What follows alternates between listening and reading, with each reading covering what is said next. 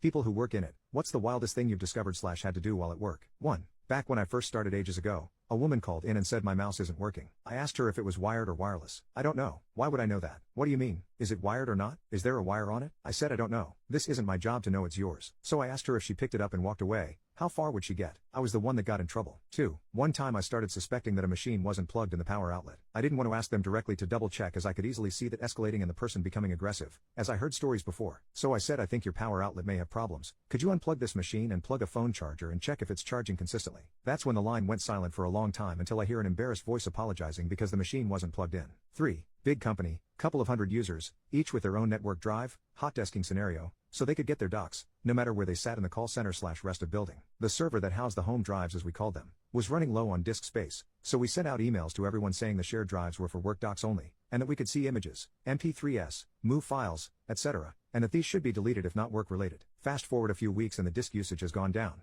but still really close to full, so the lowest paid member of staff, me, was to find the worst culprits and report back on what the largest content in their drive was. The very first person I checked had a huge drive, most under 500 megabytes. This was 10 GBs, sorted by size, 2 GB plus, move file, named totally randomly with numbers, like 93,829,084,320,834, opened it, CP, F my life. The subsequent police-led poop show was not what I needed to be involved in at 19 years old. 4. Drive to an office for emergency on-call service charging the client $400+ an hour to plug the power back into a switch which their cleaning staff had knocked loose. 5. Got called to investigate and unplug a laptop that had viruses detected on it. When I arrived, this laptop was in the open with the login information taped to the desk. This laptop was given local admin privileges by someone before my time for some application. This was in an office area that was always unlocked and 10 steps from the entrance of the building. No one was in the office as they went home early, including management. On a laptop filled with everyone's information, SSN, names, addresses, and more, LimeWire, games, pornography, and more. The two who worked on this laptop just used it like their personal laptop with occasional work being done on it. The laptop was promptly disconnected from the network, confiscated, and returned for analysis. Yes, there was spyware and we don't know how much personal info got out. This was reported to higher management. The two who used it disappeared quickly and quietly after that. 6. An outgoing software dev put an Easter egg in our ERP before he left. Anyone who typed the word raptor in any text field would have a raptor from Jurassic Park fly across their screen with a loud screech. Only 3 of us on the team knew about it. A little over a year later, during a demo of our asset management module, a manager asked about inputting vehicles. The trainer asked what kind of vehicle he drove, an F-150 Raptor. So the trainer, as a demo,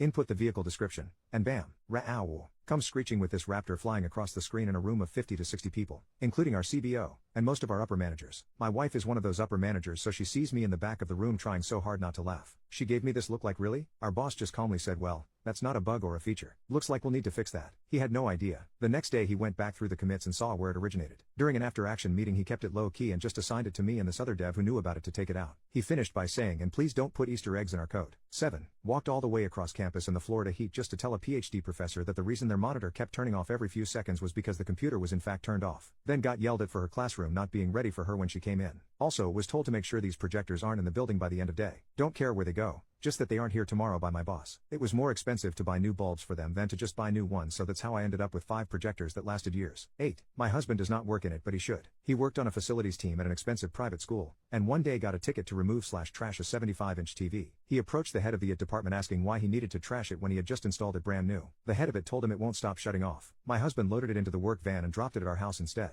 Later he came home, plugged it in, and turned off the 10 minutes automatic power off timer. We got a fancy TV for free. 9. My colleague got a call from a customer who was a pastor as he needed help with his computer. It was a weekend, and my colleague knew his machine name, so he remotely logged onto it as he in parallel started calling him. Screen loads, and it's playing Lesbian Corn on his work computer, in the church. Needless to say it was awkward as the pastor answered the call a few seconds later. 10. A lady from the office downstairs borrowed my boss's keyboard whilst waiting for a replacement. When hers arrived she washed the borrowed one in the kitchen sink and left it on the draining board to dry out.